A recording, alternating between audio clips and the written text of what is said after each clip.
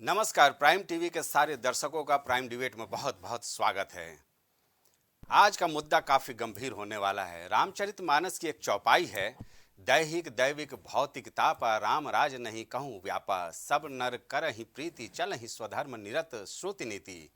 इसका मायने भी आपको बता दें, राम राज्य में किसी भी व्यक्ति को दैहिक दैविक और भौतिक ताप कभी नहीं सताते।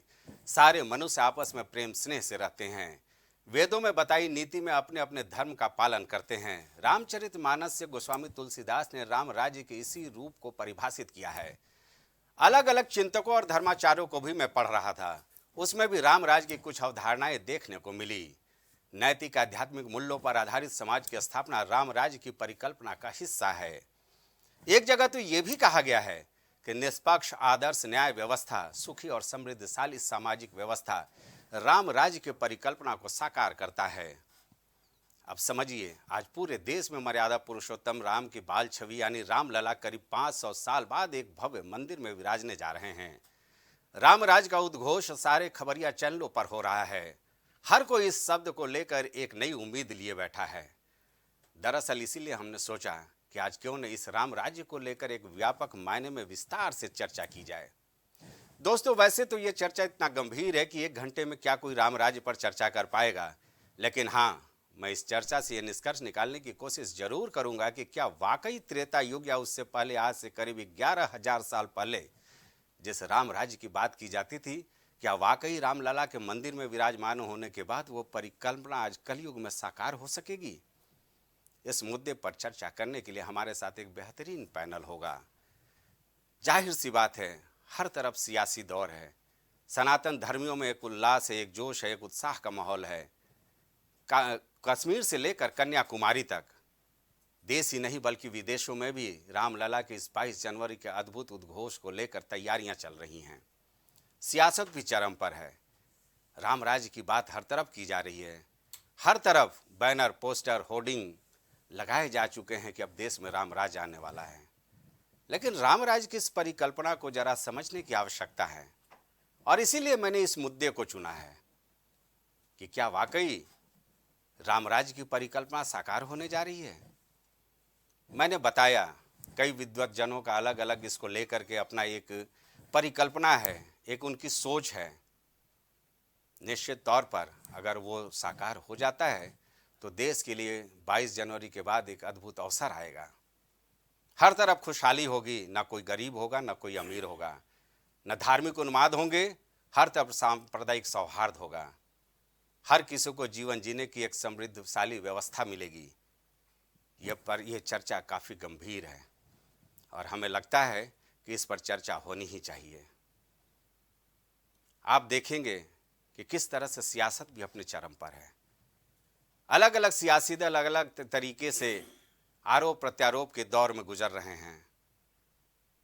बीच भारतीय जनता पार्टी और उसके तमाम संगठन के लोग ये कहते नहीं थक रहे हैं कि राम राज्य आने वाला है।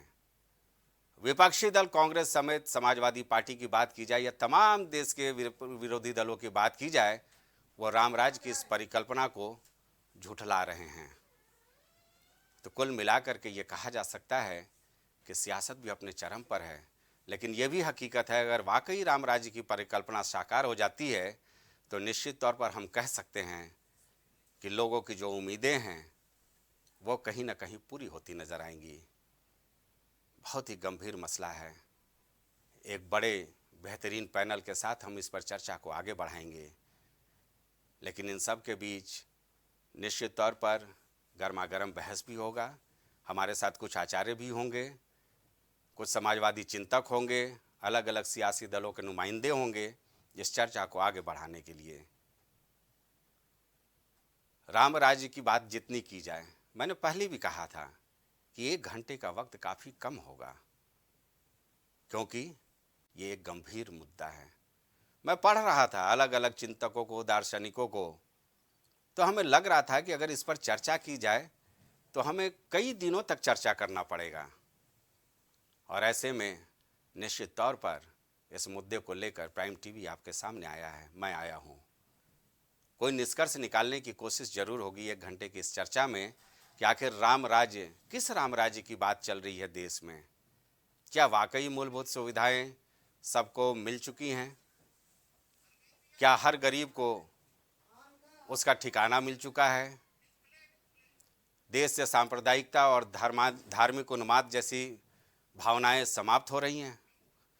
ये सब आज हमारी चर्चा का केंद्र रहेगा और वाकई हम जानने की कोशिश करेंगे अलग अलग लोगों से, हमारे साथ जो हमारे गेस्ट मौजूद होंगे उनसे, कि आखिर किस ओर राम राज्य की परिकल्पना जा रही है। क्या देश में वाकई राम राज्य आ गया है या आने वाला है? इतिहास में जाएंगे तो करीब 11,000 साल पहले, यानी त्रेता युग की बात करें, द्वापर युग से भी पहले मर्यादा पुरुषोत्तम भगवान राम का कार्यकाल माना जाता है। आजाद भारत की बात करें तो सबसे पहले महात्मा गांधी बापू का नाम आता है, जिन्होंने पूरे विश्व के लिए राम राज्य की परिकल्पना की थी। वो चाहते थे कि पूरे विश्व में राम राज्य कायम हो। तो एक अद्भुत ये विषय है जिस पर विस्तार से चर्चा की आवश्यकता है। इसे आज हम आपके सामने करने जा रहे हैं। वाकई हम सबको सोचना पड़ेगा कि राम राज्य की परिकल्पना के साथ अगर हम जीने की कोशिश कर रहे हैं तो ये समझना पड़ेगा कि किस तरह से हिंसक पशु भी अहिंसक पशु के साथ मिलकर के राम के राज्य में रहते थे।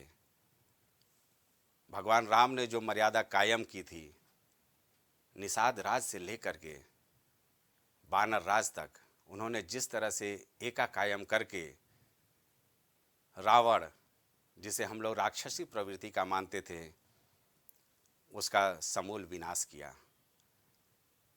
तो निश्चित तौर पर हमें उम्मीद करना चाहिए कि वाकई आने वाले दिनों में राम राज्य की परिकल्पना साकार होगी।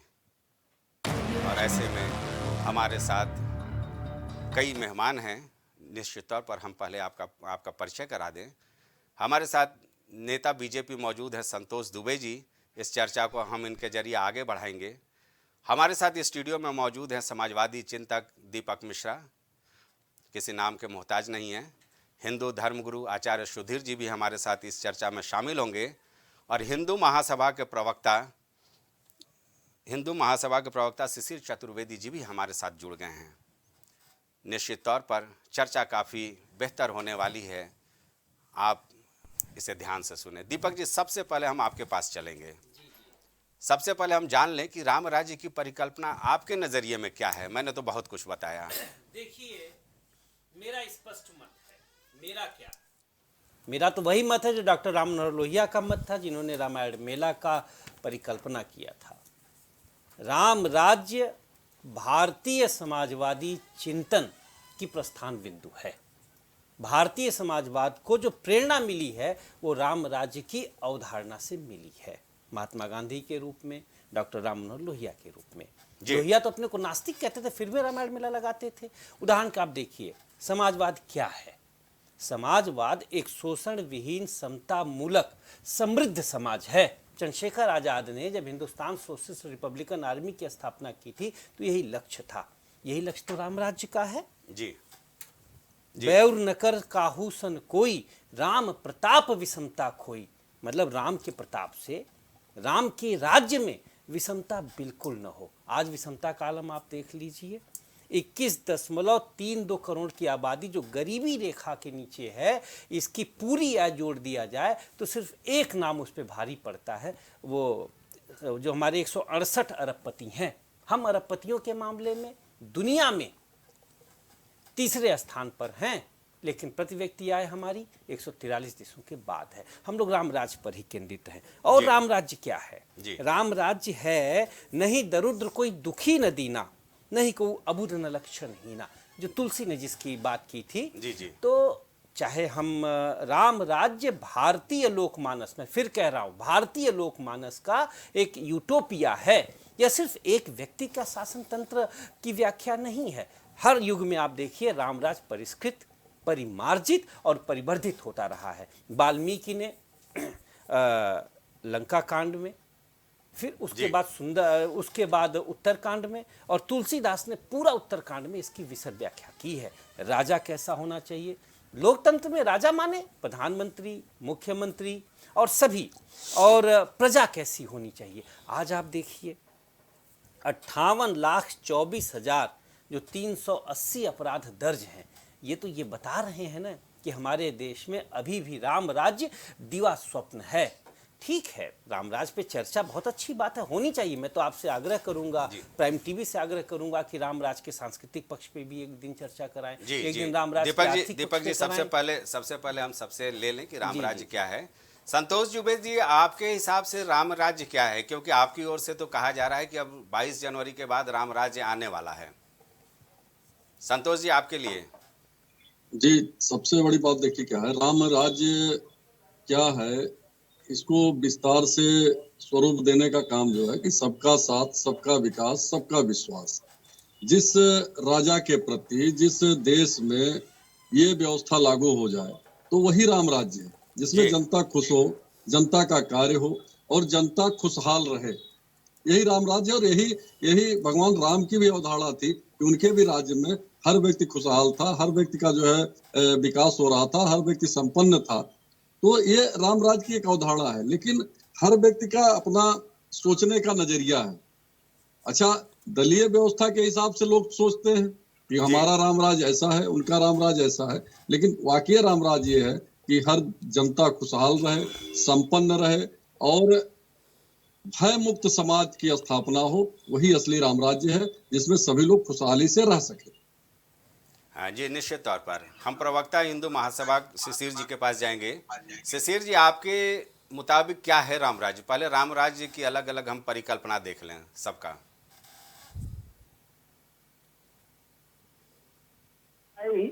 आपने सुनाई उसको लेकर के। जी शिशिर जी, आपसे भी हम जानना चाह रहे हैं कि राम राज्य की क्या परिकल्पना है आपके मुताबिक। जी, राम राज की परिकल्पना ये है, सब लोग खुशहाल हो, संपन्न हो, निरोगी हो, लोगों को न्याय मिले, यही सब व्यवस्था है। लेकिन समाजवादी पार्टी के मित्र ने जो बताया, लोहिया जी के बारे में बताने लगे, लेकिन समाजवादी विचारधारा से राम राज्य की परिभाषित नहीं किया उन्होंने। उनका राम राज्य क्या है? एक परिवार का विकास, संपन्नता, 138 घरानों की जो उन्होंने अरबपतियों की बात की, उसमें अपने नेता का परिवार नहीं शायद गिना उन्होंने, जो हजारों करोड़ों की संपत्ति जो कमा चुके हैं और टापू खरीद रहे, होटल बना रहे, अरबपति खरबपति हो गए। तो उनका रामराज अपने लिए है, अपने परिवार के लिए। जी, और लोहिया जी की बात चुनाव के वक्त आती है। शिशिर जी, हम सियासी पक्ष पर आएंगे, पहले आप ये बताएं कि आपके हिसाब से रामराज हिंदू महासभा क्या मानती है कि रामराज की परिकल्पना है क्या? सियासत पर हम बात करेंगे आगे। हिंदू महासभा तो सन 1949 से राम राज्य लाने के लिए जो मुकदमा लड़ी और उसका फैसला लेके सुप्रीम कोर्ट से आई, जिसके आधार पे राम जन्मभूमि ट्रस्ट बना और उसके बाद वहां पर राम जन्मभूमि जो ट्रस्ट है वो आज मंदिर का निर्माण करा रहा है और अब वहां भव्य राम की मूर्ति स्थापित होने जा रही है। तो राम राज्य का मतलब यही है कि सब लोग खुश हो, सब लोग संपन्न हो, लेकिन ऐसा हो नहीं रहा है इस हालात में। पूरी चारों तरफ सब खुश है, ऐसा मुझे नहीं लगता को राम राज्य आज स्थापित हुआ हो। कौन नाराज है? कौन नाराज होगा राम राज्य को लेकर के? कौन नाराज है? हिंदू महासभा ही नाराज है। जिन मुसलमानों से, जिन मुगलों से हम लड़े हजारों वर्ष, और आज उनको मूर्ति स्थापना में, भूमि पूजन में बैठाया जाता है अंसारी बंधुओं को। वह जो कहते हैं हम गौ मांस का भक्षण करते हैं, ऐसे रणवीर कपूर को बुलाया जाता है। ये क्या खुश होने की बातें? वहां पर पूजन साधु संतों से होना चाहिए। शिशिर जी, हम समझ सकते हैं आपकी नाराजगी। आचार्य सुधीर जी, आपसे हम जानने चाहेंगे कि जो आध्यात्मिक और नैतिक रूप से राम राज्य की परिकल्पना क्या है? आध्यात्मिक रूप से राम सार्वभौम है। राम ब्रह्म हैं, राम मूलाधार हैं, राम ही तत्व हैं जी। और राम राज्य की जो परिकल्पना है वो वास्तव में राम राज बैठे त्रैलोका, हर्षित भये गए सब शोका। बिल्कुल बिल्कुल। तो राम का राज्य स्थापित होने से अपने आप प्रसन्नता व्याप्त हो जाती है। जी। लेकिन आप ये भी समझिए, जो आपने विषय रखा है जी। कि राम राज्य, राम जी की स्थापना होते ही क्या सब कुछ अच्छा हो जाएगा। हाँ। तो बात यह है कि सब कुछ अच्छा होने की प्रक्रिया में मैं किसी राजनीतिक बिंदु में जाना नहीं चाहूँगा। मैं सिर्फ इतनी बात कहूँगा कि हमारे प्रभु राम के लिए इतना आंदोलन हुआ उस भारतवर्ष में, उस भारत भूमि में जहाँ राम पर प्रश्न चिन्ह ही नहीं होना चाहिए था, राम की जन्मभूमि पर प्रश्न चिन्ह ही नहीं होना चाहिए था। राम के बारे में चर्चा करते ही जहाँ, जब हम इतनी आध्यात्मिकता से ओतप्रोत भारत भूमि पर हम हैं, अपितु इस बात का कष्ट जरूर है, जिस राम का उदाहरण लेकर के आज ये सब लोग बैठे हैं कि राम का राज्य ऐसा था, राम का राज्य ये होना चाहिए, राम के राज्य में कोई किसी को विरोधी नहीं मानना चाहिए। तो महाराज, ये उपदेश पहले कहाँ चले गए थे जब डंके की चोट पे आप राम का विरोध करते थे? इसका नैतिक पक्ष क्या होगा? नैतिक पक्ष यही है कि समस्त साधु समाज, समस्त संत समाज, समस्त राम के अनुयायी, राम ने कभी किसी व्यक्ति को विरोधी नहीं माना। राम ने व्यवस्था को विरोधी माना। राम ने रावण के कुल में विभीषण था, उसी को राजसत्ता सौंप दी। जी।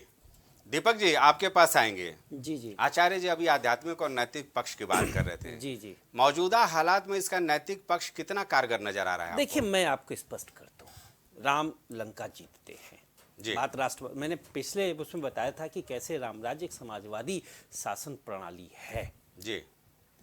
अब मैं बता रहा हूँ कि राम राज्य में राष्ट्रवाद के तत्व क्या निहित है। उदाहरण के तौर पे राम लंका को जीतते हैं और उनसे आग्रह होता है कि आप लंका का ही शासन प्रणाली स्वीकार कर लें। वहाँ क्या कहते हैं, जननी जन्म भूमिश्च स्वर्गादपि करियसे। और राम जब आते हैं तो राम अयोध्या को लंका में नहीं परिवर्तित करते हैं, मतलब स्वर्ण महल, स्वर्ण की। राम क्या करते हैं कि हर जनमानस के मन में यह बात डालते हैं कि आपका राजा, आपका शासक नहीं है, वो चलेगा तो चौराहे जाम नहीं होंगे। लेकिन अभी बस बता रहा हूं, आपका शासक आपका पालक है और जो आप आदेश देंगे वह आपका राजा पालन करेगा। लेकिन आज वर्तमान में आप देख लीजिए जी, महाराज मोदी जी अगर आवे, उनके साथ उनके युवराज योगी जी हों, तो क्या आम आदमी वहां जा सकता है? जी जी, शिशिर जी, अगर आपकी इच्छा तो सवाल खड़े कर रहे थे आपके लिए भी। मैं शिशिर जी के दर्द और दंश से सहमत हूं। वो रामालय ट्रस्ट कहां गया? कहां गया रामालय ट्रस्ट? नहीं, मैं एक बार फिर कह रहा हूं, शिव के मंत्र अगर राम बनाते हैं तो शिव के मंत्र से रावण जी। संतोष जी, जब आप चाहेंगे, दीपक जी ने जो बोला है। शंकराचार्य चारों क्यों नाराज हैं? टीवी पे तो बहुत अच्छा लग रहा है, आपके चैनल पे बैठ के उपदेश दे रहे हैं, लेकिन क्या ये उपदेश इन्होंने माननीय अखिलेश यादव को देने का काम किया?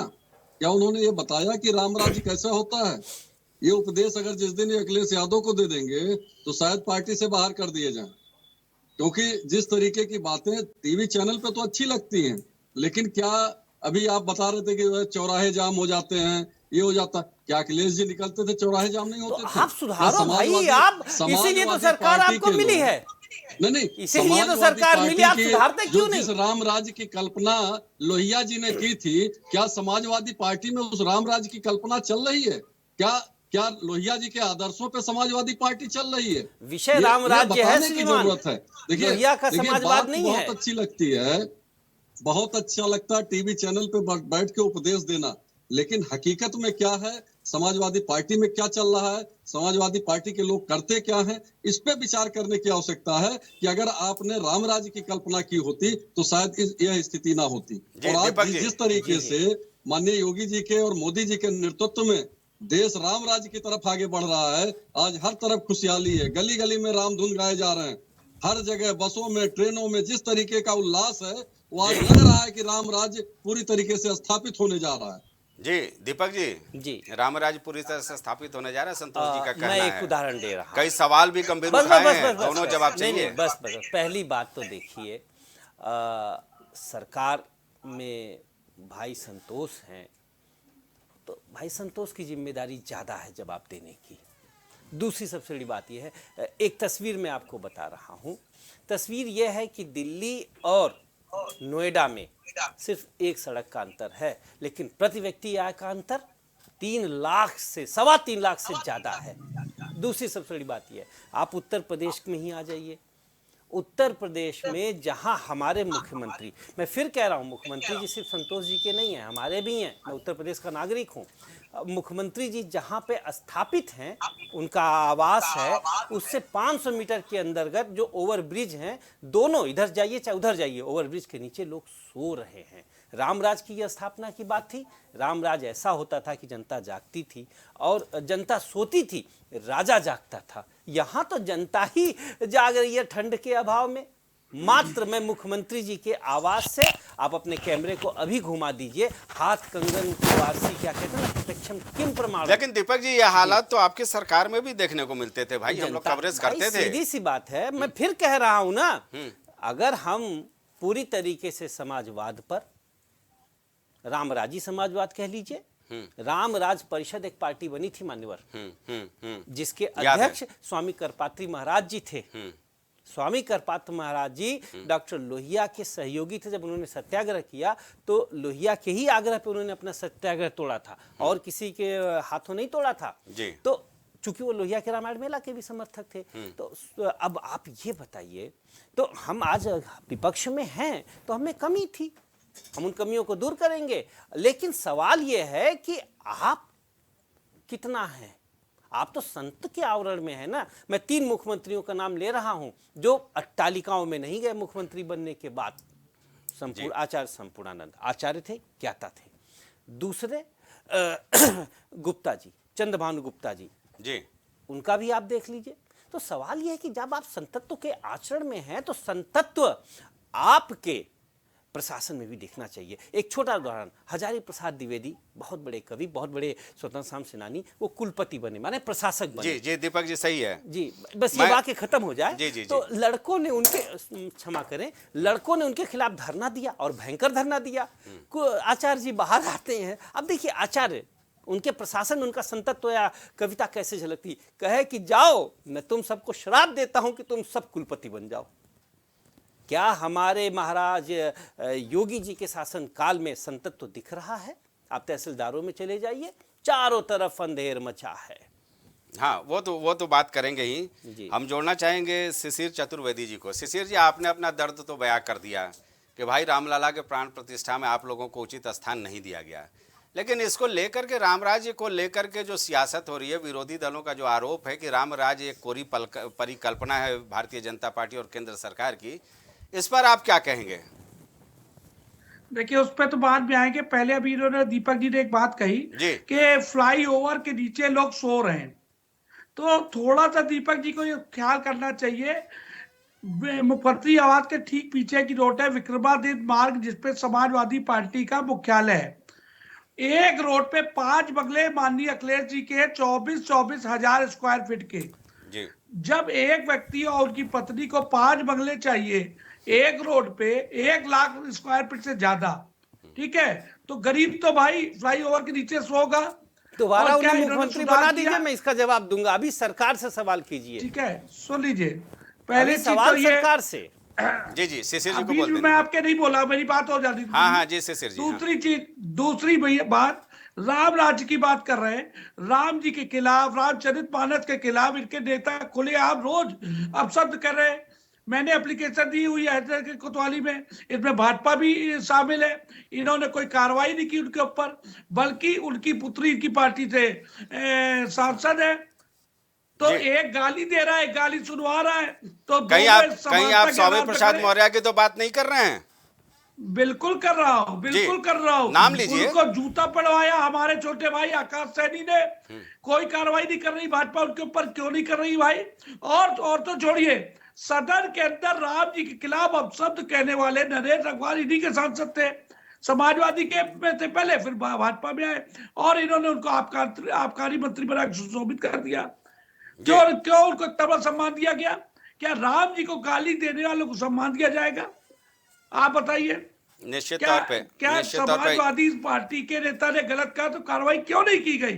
और इकबाल अंसारी को मेहमान बनाया जा रहा है। शिशिर जी, इस पे हम जवाब ले लेते हैं दीपक जी से। एक लाइन और मुझे बोलने दिए, सबका आपने मौका दिया। जी जी जी, बिल्कुल बिल्कुल, बोले बोले। मैं पक्षकार था, सुनिए, मैं पक्षकार था जब राम जन्मभूमि का मुकदमा सुप्रीम कोर्ट के लिए मैं जाता था, तो रात में जब फोन आता था 8 बजे सुप्रीम कोर्ट से वरिष्ठ अधिवक्ता श्री हरिशंकर जैन जी का, तो बिना रिजर्वेशन हम लोग बाथरूम के पास जमीन में लेट के जाते थे बिना रिजर्वेशन। और हमारी तप और तपस्या को भाजपा ने इकबाल अंसारी को दे दिया, फिल्मी स्टारों को दे दिया। इकबाल अंसारी तो इनवाइट किए गए हैं जी। तो ये उनको सम्मान और पक्षकारों को लात, ये कहाँ का सम्मान है? जी जी जी, ये जो आरोप आपने लगाया है शिशिर जी, आपने जो आरोप लगाया है, पहले दीपक जी से हम ले लें इसका जवाब, फिर हम चलेंगे। हमारे साथ वरिष्ठ पत्रकार पंकज रस्तोगी जी भी जुड़ गए हैं। तो दीपक जी, आपसे मैं जानना चाहूंगा, जो अभी आरोप लगा रहे थे शिशिर जी, उसका सीधा जवाब दीजिए भाई। क्या उन्होंने जो कहा है कि समाजवादी पार्टी और उन्होंने तमाम संपत्ति और बड़े बड़े बंगलों की बात की आपके बड़े नेताओं को लेकर के, इसका सीधा जवाब दीजिए। देखिए, मैं भी तो समाजवादी पार्टी का बड़ा ही नेता था, सरकार में वो उसकी एक इकाई का राष्ट्रीय अध्यक्ष था जी। राजनीति में आने से पहले मेरे अकाउंट में 2.25 लाख रुपए भी थे, अब तो 20-22 हज़ार से ज़्यादा ना होंगे। सवाल यह है, देखिए, शिशिर चतुर्वेदी जी की दर्द को भी मैं समझ सकता हूँ, इनका दंश भी समझ सकता हूँ। जब ये देखेंगे आदरणीय इकबाल जी को मुस्कुराते हुए, तो स्वाभाविक बात है। क्या 5 बंगले नहीं है माननीय अखिलेश जी के पास? 5 बंगले हो, समाजवाद लोहिया ट्रस्ट, जनेश्वर ट्रस्ट, मुलायम सिंह जी के नाम, एक अखिलेश जी के नाम, एक डिम्पल जी के नाम पे 5 बंगले हैं एक रोड पे। अब देखिए ऐसा देखिए मैं शिशिर जी की बड़ी इज्जत करता हूँ। वास्तव में ये अंधेरे में शिशिरवत चमक रही, इन्होंने बड़ा संघर्ष किया है राम मंदिर के लिए। ये दुर्भाग्य है राम मंदिर न्यास वालों का जो इन्हें नहीं बुला रहे हैं। लेकिन मैं इन्हें बता दूं, मान्यवर, आपकी ही विचारधारा की सरकार ने, जिस आप 5 कह रहे हैं ना, उस 5 में 3 तो आप सरकारी है।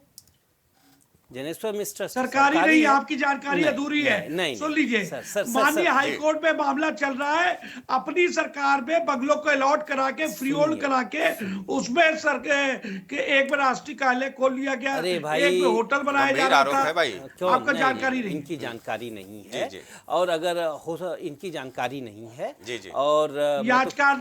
अच्छा, एक मिनट ये बताइए, 19 विक्रमादित्य मार्ग किसके नाम आवंटित है?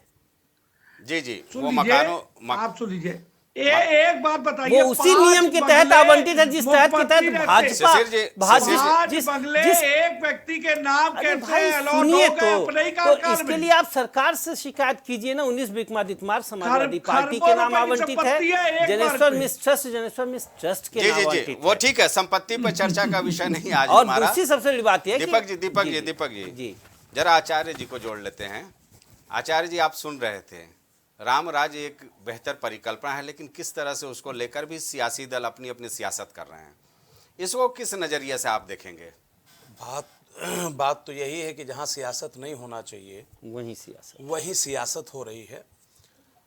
और राम राज्य की परिकल्पना, जैसे मैंने पहले कहा, सबके अपने अपने राम जी, जब इस पे हम जाएंगे तो सबकी अपनी धारणा है, लेकिन कम से कम एक बात माननी पड़ेगी कि राम जी की स्थापना, हमारे राघवेंद्र सरकार स्थापित होने जा रहे हैं 22 तारीख को, वो समय आने के बाद जो विशुद्ध रूप से विरोध किया करते थे, वो भी जो जाने के लिए इनकार करते थे, वो इस बात के लिए चर्चा करने लगे हैं कि किसी तरीके से व्यवस्था हो जाए तो हम वहां पहुंच जाएं। लेकिन शिशिर चतुर्वेदी जी का तो उसमें और ही नहीं, उसमें दूसरी बात है, वो ट्रस्ट की बात है। दूसरी बात ये भी है कि हमारा विशेष जो समुदाय है वो नाराज भी ना होने पाए, इसलिए वो ऐसी गुड़ वाली हंसिया है जो उगलते और निगलते बन नहीं रही है। कहने का तात्पर्य हमारा ये है कि विशुद्ध रूप से राम आ रहे हैं। राम भारत ही नहीं अपितु ब्रह्मांड के नायक हैं। राम सिर्फ दशरथ नंदन नहीं हैं, अपितु राम के जन्म के पूर्व सार्वभौम जब मैं कहता हूँ, जब मैं ब्रह्म अनामय अज भगवंता जब मैं बात करता हूँ, तो पर ब्रह्म परमात्मा पग बिनु चले सुनई बिनु काना कर बिनु कर्म करे विधि नाना, उस राम के राज्य की परिकल्पना है। दूसरी बात मैं ये कहूँ कि जिसपे आप थोड़ा सा टिप्पणियाँ राजनीतिक हो रही हैं जी, उस पे मैं इतनी ही बात कहूँगा कि राघवेंद्र सरकार अभी विराज रहे हैं, ठीक है, अभी तो बाल रूप है ना, तो जब बाल रूप थे तब उन्होंने धनुष बाण चलाना सीखा था और फिर ताड़का मारी थी। आचार्य जी, लेकिन एक जुमला बहुत चल रहा है सोशल मीडिया पे जी जी कि आ रहे हैं प्रभु राम का जो नारा लग रहा है, राम गए कब थे अयोध्या से? वहां तो रामलला विराजमान थे, उनकी पूजा अर्चना सब कुछ हो रही थी। हाँ, तो एक सवाल मेरे जहन में था, वो मैं आपसे जानना मैं चाहूंगा। आपसे दो बातें इसमें कहूंगा। जब रामचरितमानस को भगवान के जन्म के अवसर का आप गुणगान करेंगे जी, तो वहां आता है भय प्रगट कृपाला। जी जी जी, प्रगट का तात्पर्य यही है जो वही है और सबके सामने आ गया। वो जो अविनाशी राम है वो हरि व्यापक सर्वत्र समाना, ना वो कहीं जाते हैं और ना वो कहीं आते हैं। व्यवस्था ये है कि स्वर्ण है, अब स्वर्ण का कोई कुंडल बना लेता है जी, कोई उसकी चैन बना लेता है, कोई मांग बेंदी बना लेता है। अब उसको पृथक पृथक दृष्टि से इधर उधर रखा जा सकता है, लेकिन सोना उससे भिन्न नहीं हो सकता। बिल्कुल बिल्कुल। अब हम अपने इसी इस चर्चा एक में सेकंड की मैं बात कह के समाप्त करूं। जब हम राम कहीं गए थे या नहीं गए थे, बात उसकी नहीं है। राम कहीं जाते नहीं, राम कहीं आते नहीं। उनके श्री विग्रह को जी, जिन आतताइयों ने निहित अपने धर्म को ऊंचा दिखाने के लिए बलात् उस पर अतिक्रमण कर लिया था, हमारे पूर्वजों ने 550 वर्ष के अप्रतिम संघर्ष के बाद, मेरे दादाजी 84 दिन जेल रहे जी, उसके बाद विश्व हिंदू परिषद के नाते मैं सदैव सारे आंदोलनों में भाग लेता रहा। अभी भी एक सनातन धर्म के निमित्त होने के नाते जो आहुति होती है उसको देने का प्रयत्न करता हूं। मैं ये मानता हूं बिल्कुल, बिल्कुल। राम पर कोई प्रश्न चिन्ह नहीं होना चाहिए। और दूसरी सबसे बड़ी बात यह है, जाके प्रिय न राम बैदेही तजिए ताहि कोटि बैरी सम यद्यपि परम से नहीं। जी बिल्कुल सही, बिल्कुल सही। हम चर्चा में जोड़ेंगे पंकज जी को। जी बताएं। वरिष्ठ पत्रकार हमारे साथ हैं। सर, राम राज की परिकल्पना की जा रही है कि 22 जनवरी के बाद देश में राम राज आ जाएगा। इसके पहले हम लोगों ने चर्चा में तमाम तरह से ये जानने की कोशिश की कि आखिर राम राज की क्या परिकल्पना है। आपसे भी जानना चाहेंगे, ये दो धड़े हैं साफ तौर पे। सियासत में देखा जाए तो एक तरफ भारतीय जनता पार्टी, उनके अनुषंगिक संगठन, दूसरी तरफ विरोधी दल, कि राम राज आ वो नहीं रहा है भैया देश में, ये सिर्फ कोरी परिकल्पना है, दावा किया जा रहा है। बीजेपी कहती है कि रामराज आ रहा है। इसे आप किस नज़रिए से देखते हैं? बिल्कुल, देखिए, अगर बात करें तो राम राज्य बिल्कुल आ रहा है। और इस कलयुग में अगर त्रेता युग को लाने का कार्य किया तो भारतीय जनता पार्टी ने किया, इससे इनकार नहीं किया जा सकता। 500 वर्षों से जो अयोध्या का राम मंदिर जो हिंदुओं की आस्था का केंद्र और भगवान राम जो सनातनी हिंदुओं की आस्था का केंद्र है, उनको अगर स्थापित करने का काम, पुनर्स्थापित करने का काम कर रहे हैं तो भारतीय जनता पार्टी कर रही है। और भारतीय जनता पार्टी के ऊपर कई प्रकार के इस तरह के आरोप भी लगे कि मंदिर वहीं बनाएंगे, तारीख नहीं बताएंगे, इस तरह के तमाम अनर्गल उनके ऊपर आरोप लगे। लेकिन उन्होंने मंदिर भी बनवाया और न्यायालय के द्वारा प्रयास करके न्यायालय के द्वारा उसको पटाक्षेप भी कराया। रंजन गोगोई जो भारत के मुख्य न्यायाधीश थे, उन्होंने आर्टिकल 142 का प्रयोग करते हुए, जो विशिष्ट अधिकार का प्रयोग करते हुए इस पे फैसला सुनाया, जिसमें तमाम जो है कांग्रेस के लोगों ने कहा कि राम काल्पनिक नहीं है, राम का कोई अस्तित्व नहीं है। वही क्या नाम है आपके कपिल सिब्बल हैं जिन्होंने वहां एफिडेविट दिया, आज भी वो एफिडेविट विद्यमान है। कांग्रेस के लोग आज उगलते नहीं बन रहा है। कांग्रेस का कोई व्यक्ति आज तक वहां दर्शन करने नहीं गया, चाहे इंदिरा गांधी हो, चाहे नेहरू जी हो, चाहे राजीव गांधी हो, चाहे सोनिया गांधी हो। लेकिन राजीव गांधी के ऊपर था कि उन्होंने ताला खुलवाया था, ताला खुलवाया, लेकिन उन्होंने उसके बाद उसको उलझा दिया। उन्होंने कहा उसका पटाक्षेप कराया और उसके बाद जो है मुलायम सिंह यादव की सरकार में राम भक्तों के ऊपर गोली चली, राम भक्त मारे गए, तो मुलायम सिंह यादव ने और उसको उलझा दिया। तो इस तरह की बात करना, मुलायम सिंह यादव तो इस तरह का कृत्य कहा करते थे कि लड़के हैं, गलती हो जाती है, बलात्कार की तमाम घटनाओं पे। इस तरह का चरित्र रहा और इस तरह की चीजें रही। और आज जो है उनके सुपुत्र जो अखिलेश यादव जो समाजवादी पार्टी के राष्ट्रीय अध्यक्ष हैं, वो उसके लिए परेशान है कि उनको जो है निमंत्रण मिले राम जन्मभूमि में 22 तारीख के उसका। और उनकी पार्टी के राष्ट्रीय महासचिव हैं जो पहले भारतीय जनता पार्टी में थे, स्वामी प्रसाद मौर्य। एक मिनट, स्वामी प्रसाद मौर्य जो कभी रामायण के ऊपर बैठ जाते हैं और अनर्गल प्रलाप करते हैं, तमाम तरीके की बात करते हैं, इस तरह की बात करते हैं। और उनकी पुत्री संप्री मौर्य जो है भारतीय जनता पार्टी के बदायूं की सांसद भी हैं। तो इस तरह का वो बाद में उन्होंने उस बयान से, अपने पिता के बयान से पटाक्षेप कर लिया कि नहीं, मुझसे कोई लेना देना नहीं है। पंकज जी, ठीक है। ये सब चीजें अब मैं दीपक जी के पास चलूंगा। नहीं चलेगा। और सीधी सी बात है, ये कहीं ना कहीं से अखिलेश यादव का परोक्ष रूप से अपरोक्ष रूप से उनका समर्थन प्राप्त है स्वामी प्रसाद मौर्य को। तभी वो इस तरह का अनर्गल बयान देते हैं और वो उस पर कोई कमेंट नहीं। स्वामी प्रसाद मौर्य पे हम आएंगे चर्चा में। मेरा सवाल ये था कि राम राज्य की परिकल्पना, दीपक जी मैं आपसे जानना चाहूंगा, बीजेपी जो नारा देती है सबका साथ सबका विकास सब पर विश्वास, ये लगता है कि राम राज्य के करीब है, लेकिन हकीकत में क्या आपको लगता है कि ये जो नारा दिया जा रहा है वो वाकई साकार हो रहा है? देखिए, इसमें दो राय नहीं है कि ये नारा तो वाकई राम राज्य के करीब है। नारा सुनने में अच्छा लगता है, प्रिय लगता है, लेकिन मुझे ये बताया जाए, जब हमारा देश अरबपतियों के मामले में दुनिया में तीसरे स्थान पर है, तो फिर हमारे यहाँ गरीबों की संख्या, संतोष जी ध्यान से सुनिएगा, फिर आपके पास आएंगे। हमारे यहाँ गरीबों की संख्या भी तो कम होनी चाहिए। 21.3 करोड़ की आबादी गरीबी रेखा के नीचे है। भूखमरी सूचकांक में हमारा देश, सस्य श्यामला का नाद करने वाला देश, सबसे अफगानिस्तान के साथ खड़ा है। कहाँ तो तय था चिरागा हर एक घर के लिए, कहाँ चराग मैसर नहीं शहर के लिए। शायद यही रामराज की संकल्पना है। लोहिया ने जब रामायण मेला लगाई थी तो उनसे पूछा गया कि आप क्यों लगा रहे हैं, आप तो अपने को नास्तिक कहते। तो उन्होंने कहा, मैं हर स्त्री में सीता और हर पुरुष में राम देखता हूँ। उन्होंने कोट भी किया, तुलसीदास जी ने जो बालकंड में लिखा है, सिय राम मैं सब जग जानी, करहु प्रणाम जोर जुग पानी। पानी माने पानी, हाथ कहते हैं, हाथ जोड़कर प्रणाम करता हूँ। जी दीपक जी, लेकिन आपको भी 5 साल का मौका मिला था। जी रामराज आ जाना चाहिए था। प्रयास लोहिया के अगर विचारधारा की ही बात, बिल्कुल, अगर हम लोग लोहिया के, मैं फिर कह रहा हूँ और डंके की चोट पर कह रहा हूँ,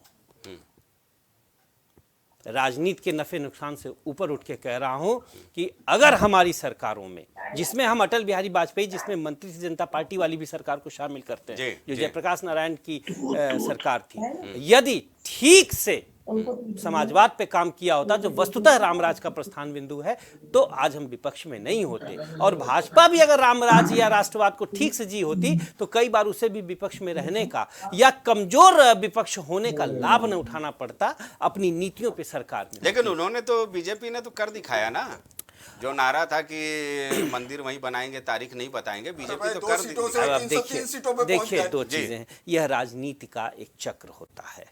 303 कोई होता है, फिर वही 2 पे भी आता है। बहुमत की सरकारें बहुमत से जाती हैं। इस लोकतंत्र के इस सच को हम नकार नहीं सकते।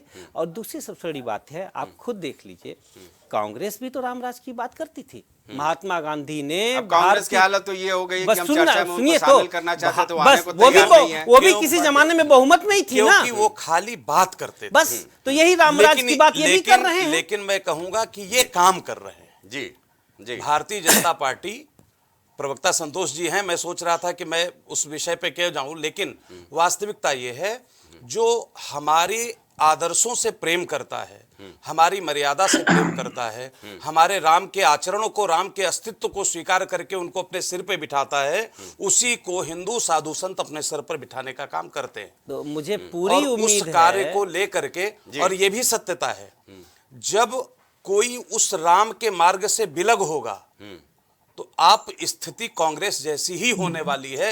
इसको दृष्टिगत रखते हुए व्यक्ति को राम की शरण में आकर के अपने आप को समर्पित कर देना चाहिए। संतोष जी आपके पास आएंगे।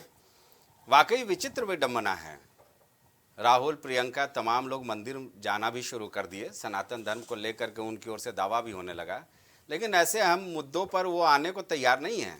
क्या कर दिया आप लोगों ने?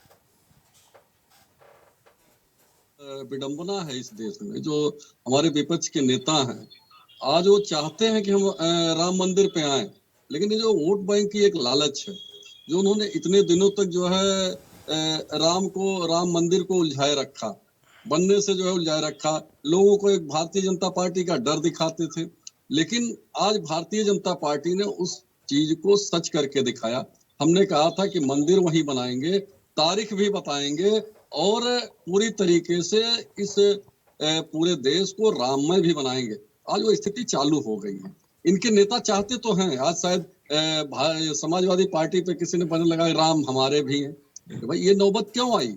ये नौबत इसलिए आई कि आप राम को काल्पनिक मानते थे, आप राम के विचारों पे काम नहीं करना चाहते थे, आप राम के आदर्शों को नहीं मानते थे, इसलिए स्थिति आई।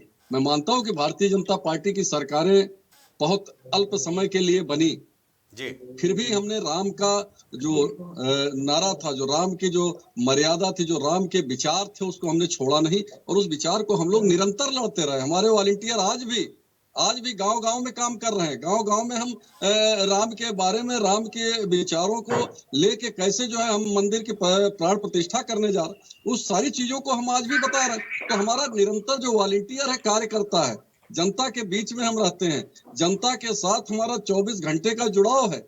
आज जो लोग आरोप लगाते हैं भारतीय जनता पार्टी ईवीएम से जीत रहे, हम ईवीएम से नहीं जीतते, हम विचारों से जीत रहे हैं और राम राज्य की परिकल्पना जो थी उसको साकार करने का काम कर रहे हैं, उसको लेके आगे बढ़ रहे हैं। लेकिन जिस तरीके से विपक्ष के लोग आज इनकी स्थिति साफ छछूंदर वाली हो गई है, ये आना भी चाहते हैं और आ भी नहीं पा रहे हैं क्योंकि ये खुल के बोल नहीं पा रहे हैं राम के बारे में। बोलेंगे किसी अरे भाई संतोष जी एक सवाल है, शिशिर जी के भी दुखते रग पे मरहम तो लगाइए भाई, उनको क्यों नहीं आमंत्रित किया? वो बता रहे हैं कि विश्व हिंदू परिषद ने सारे ये कार्यक्रम को हाईजैक कर लिया। नहीं, रणवीर सिंह आमंत्रित है, संतोष जी आमंत्रित नहीं है। नहीं, शिशिर जी देखिए, शिशिर जी हमारे बड़े भाई हैं और राम मंदिर आंदोलन में इन्होंने बढ़ चढ़कर भूमिका निभाई और बहुत अच्छे ढंग से सुप्रीम कोर्ट तक ये लोग लड़े। जी बिल्कुल। ऐसे बहुत सारे असंख्य हिंदुओं की मैं बात कर रहा हूँ, बहुत सारे हिंदू जो कार्य सेवा में गए, शहीद हुए बहुत सारे लोग, लेकिन सबको नहीं बुलाया जा सकता। हम लोग अपने घर से, हम लोग भी उस कार्य सेवा में शामिल रहे, को तो बुला लेते हैं हिंदू महासभा से। हम लोग भी जेल में कंगना रनावत जी का कार्ड इन्हीं को दे देते। नहीं, राम मंदिर आंदोलन में उनका क्या योगदान है? रामराज की कौन से पक्ष की वो व्याख्याता है? हमारे शिशिर भाई को उकसाइए, साध्वी रितंबरा जी को समझ में आता है, कंगना जी कौन सी व्याख्याता हो गई भाई? जो संघर्ष किया है नहीं, मैंने बहुत कवरेज किया है भाई, हिंदू महासभा के बहुत कार्यक्रमों का कवरेज किया है, लेकिन ये तो हमें भी थोड़ा खल रहा है कि आखिर हिंदू महासभा को क्यों नहीं बुलाया गया? नहीं, ऐसा नहीं है। देखिए, हिंदू महासभा का बड़ा योगदान रहा है राम मंदिर आंदोलन में और हम सभी लोग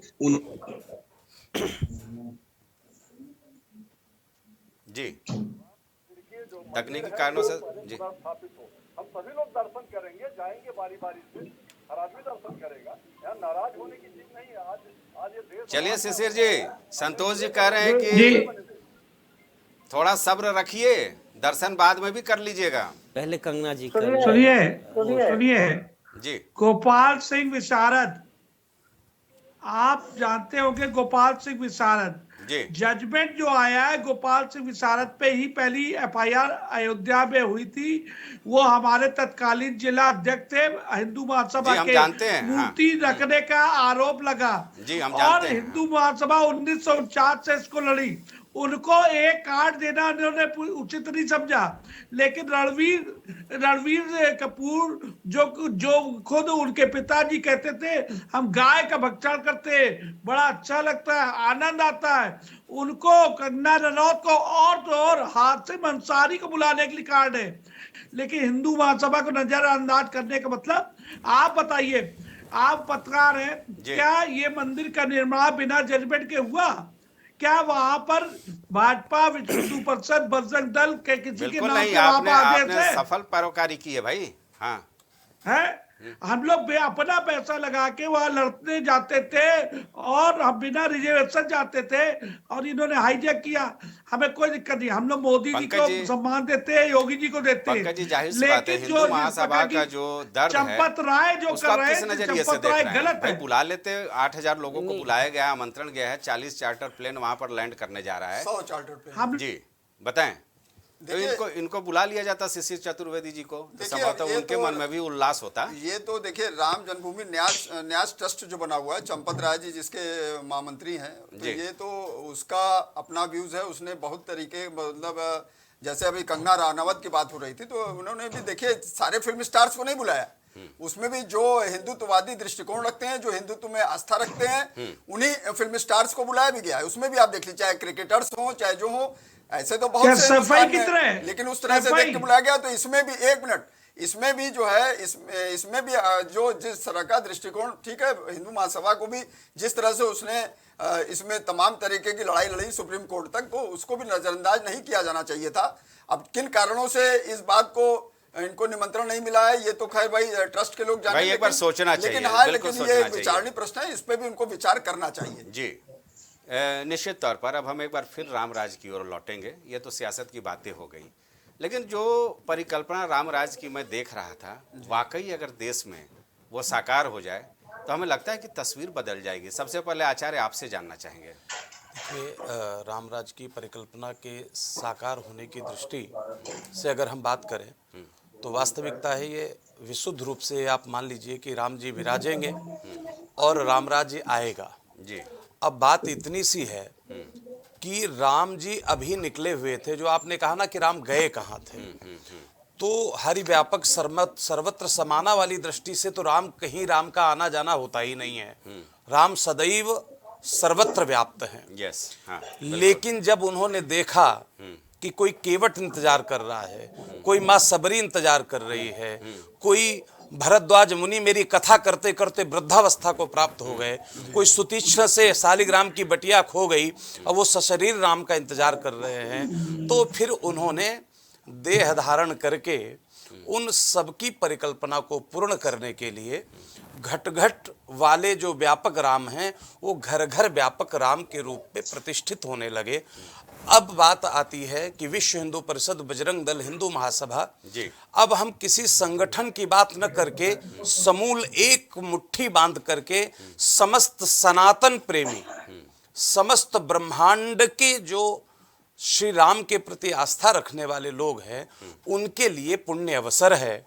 उसमें हम विश्व हिंदू परिषद के हैं, हम हिंदू महासभा के हैं, हम संघ के हैं, ये दृष्टि को छोड़ करके हम हिंदू हैं, उस दृष्टि से हमारी जो आहुति हो सके उसको प्रदान करना चाहिए। दूसरी बात यह है, जब भगवान राघवेंद्र सरकार विभीषण जी को स्वीकार कर सकते हैं, जी, जिनके भाई ने उनकी पत्नी का हरण किया और आक्रमण किया कि इनको मैं मृत्यु प्रदान कर दूं, उनको भी भगवान ने सहृदय स्वीकार किया। हाँ, सामान्य दृष्टि से मुझे भी, सामान्य दृष्टि मानवीय की बात करेंगे तो मुझे बड़ी पीड़ा है। किस बात की पीड़ा है? कि वो अंसारी वहां जा रहे हैं। एक सामान्य हिंदवी के नाते मुझे पीड़ा है जी, बहुत पीड़ा है। क्यों? जिसने उन राम जी के स्थान को मिलने के लिए हमारे संत महापुरुषों की एड़ियां रगड़वा डाली, नहीं, बिल्कुल सालों साल उनको एक प्रकार से मानसिक रूप से, आर्थिक रूप से। लेकिन हाँ, आचार्य जब हम देखते हैं समय की बाध्यता है, हाँ, कोई भी व्यक्ति अगर पड़ा हुआ है, अब वो राम की शरण में आएगा। राम यही तो करते थे ना कि बुद्धि शुद्ध हो जाए और राम राज्य आ जाए। बस दीपक जी, वक्त की बाध्यता है। एक सवाल मेरा सुन लीजिए, आखिरी कमेंट मैं चाहूंगा, निष्कर्ष निकले मुस्लिम पक्षकार वहां हिंदू पक्षकार को के किनारे क्या राम राज की परिकल्पना वाकई साकार होती नजर आ रही है या नहीं? जनता क्या उम्मीद करे? बहुत संक्षिप्त मैं फिर कह रहा हूं, रामराज की ओर हमें मुड़ना होगा, जो समाजवाद का प्रस्थान बिंदु है। लेकिन इस चर्चा में एक कमी रह गई, मैं उसको पूरा कर दूं। राम सिर्फ हिंदुओं या कट्टर हिंदुओं के ही नहीं है, राम सबके हैं, पूरे भारत के हैं, पूरे विश्व के हैं। एक बात कह दूं, अल्लामा इकबाल ने राम को इमाम हिंद कहा है। और तुलसी, एक मिनट शिशिर भाई शांत रहो, राम के नाम पे तो शांत रहिए, ठीक कि आपको कार्ड नहीं भेजा। दूसरी बात, राम के लिए तुलसीदास ने लिखा है, मांग के खइबो मस्जिद में सोइबो, लेबे के एक न देबे के दो। मस्जिद माने मस्जिद, हमारे रामचरितमानस को मस्जिद में शरण मिली थी। तो जो राम का है वो हर किसी के काम का है। बिल्कुल। और इसका नजीर स्वामी प्रसाद मौर्य को समझा लीजिए। अरे तुलसीदास की बात हो रही है, आप मौर्य पे अटक गए। अच्छा किया कार्ड नहीं भेजा, मैं चंपतराय जी को कहूंगा कि ठीक किया, मैं तो उनको लिखने वाला था, आपको क्यों नहीं भेजा? संतोष दुबे जी, यही सवाल आपसे। अरे आप तो आतंकियों को छोड़ क्या दीजिए। जनता वाकई उम्मीद करे कि रामराज आने वाला है? बिल्कुल संक्षेप में, वक्त कम है। दीपक भाई ने अच्छी बात कही कि राम सभी के हैं और इस देश में हर व्यक्ति को राम का मानने वाला होना चाहिए, राम की परिकल्पना करनी चाहिए, राम के विचारों पे चलना चाहिए। और हम सभी लोग आशा करते हैं कि राम राज्य की स्थापना होगी, सबका साथ सबका विकास और सबके विश्वास के साथ माननीय योगी जी की और माननीय नरेंद्र मोदी जी की सरकार काम करेगी और इसमें सबका भला होगा। जी, कंगना वाला शिशिर- कार्ड शिशिर भाई को शिशिर दीजिए। चतुर्वेदी जी, आपसे भी जानना चाहेंगे कि जनता क्या उम्मीद करे, वाकई रामराज आने वाला है? देखिए, हमारा कहना है कि एक सीधा लाइन कि तमाम पक्षकार थे, हिंदू पक्षकार, आप एक को भी किसी को आमंत्रित कर देते, उससे हिंदू पक्षकार और मुस्लिम पक्षकार दोनों होते, कोई दिक्कत। लेकिन एक मुस्लिम पक्षकार वहां है और हिंदू पक्षकार किनारे हैं, तो उनको शिशिर चतुर्वेदी कार्ड की जरूरत है। शिशिर चतुर्वेदी अब परसों दर्शन करके आए वहां, ठीक है। पूरा दिन हम राम के दर्शन करने, 22 तारीख को मोदी जी के दर्शन नहीं करने, हम राम जी के दर्शन अभी परसों कराए। बिल्कुल बिल्कुल, हम लोग तो भी हमारा चलेंगे, बस ये कहना है, सम्मान बराबर का मिलना जी, चाहिए। पंकज जी और आपके एक पास भी मुद्दा आएंगे, है, यही सवाल राम है राज्य मेरा। स्थापित हो। जी, यही सवाल है मेरा कि आम जनता क्या उम्मीद करे। देखिए, राम राज्य की परिकल्पना क्या है? राम राज्य की परिकल्पना ये है कि जनमानस को सारी सुविधाएं मिले, सब तरह का विकास हो, सब तरह की उसको भयमुक्त शासन और न्याय युक्त शासन मिले। इस तरह का माननीय प्रधानमंत्री जी ने पूरा प्रयास किया है। और उत्तर प्रदेश की बात करें तो योगी आदित्यनाथ उसको परिकल्पित करते हुए भी दिखाई दे रहे हैं। सुदृढ़ मुख्यमंत्री हैं, दक्ष मुख्यमंत्री हैं, इस तरह का वो पूरा पुरजोर प्रयास कर रहे हैं। और उनका बहुत बड़ा श्रेय रहा। उन्होंने अयोध्या में जो राम मंदिर बन रहा उसको, उसके निर्माण में वो बार बार कई बार जाते थे और जाके उन्होंने उसको देखा। और ये राम राज्य की परिकल्पना उत्तर प्रदेश में, देश में साकार होने जा रही है। जी पंकज जी, वक्त समाप्त हो चुका है। जब मैं अयोध्या गया था दर्शन करने, जब न्यायालय से फैसला आने वाला था, अयोध्या में एक बहुत ही अच्छा मुझे एक कवरेज करने का मौका मिला न्यूज़ का। वहाँ पे जो मुसलमान थे वो राम को राजा के रूप में पूजते थे और उनके यहाँ कोई भी फसल होती थी तो राम के यहाँ मुट्ठी भर अनाज वो चढ़ाने जाते थे राजा राम के नाम पर। कुछ के लिए भगवान राम हैं, कुछ के लिए राजा राम हैं, लेकिन इन सब के बीच अगर राम राज्य की परिकल्पना वाकई साकार हो जाती है तो निश्चित तौर पर इसे सोने में सुहागा माना जाएगा। आज के लिए बस इतना ही। मिलेंगे कल फिर अलग मुद्दों के साथ इस बहस में एक बार फिर आपसे। तब तक आप देखते रहिए प्राइम टीवी। नमस्कार।